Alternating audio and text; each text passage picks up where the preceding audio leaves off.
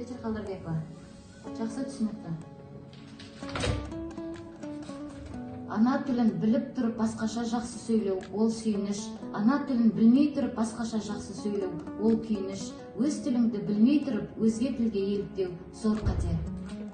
Сенің әрбір тынысың мен бүгін кешемін. Сен арқылы тіршілікпен тілдесемін. Ел бетіне қалай тізу қараймын. Ана тілін егер сені білмесем. Жақсы түсінікті қабылданды. Ең бірінші бағытым халқым менің, соған берем ойымның алтын кенін. Ал екінші бағытым тілім менің, тас жүректі тілім мен тілім деdim.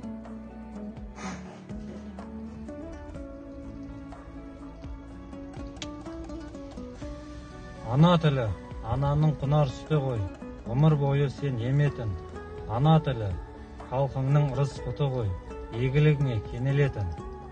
Туған тілім, бабам тілі, өз тілім. Туған тілім, анам тілі, өз тілім. Туған тілім, дала тілі, өз тілім.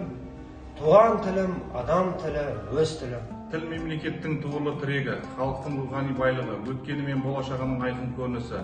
Ана тілінің қадір қасиетін біле білген халқымыз оны ұлттың рухына, қазына байлығына балайды. Себебі тіл халықтың жаны, сәні, тұтастай кескін келбеті, ұлттық болмысы. Адамды мұратқа жеткізетін ана тілі мен ата дәстүрі біздің осындай халықтың қасиетті мұрамыз. Ана тіліміз қазақ тілі. Қазақстан Республикасы тілдерді дамыту және қолданудың 2011 жылғы 2020 жылдарға арналған мемлекеттік бағдарламасын іске асыру мақсатында жыл сайын қызметтің қызметкерлеріне қазақ тілі бойынша оқу ұйымдастырылып оқытылады. Осы орайда Түркістан қаласының мәдениет және тілдер дамыту бөлімінің тілдерді оқыту және дамыту орталығына алғысымызды білдіреміз. Және де барша қазақстандықтарды мемлекеттік тіл күнімен шын жүрекпен құттықтаймын.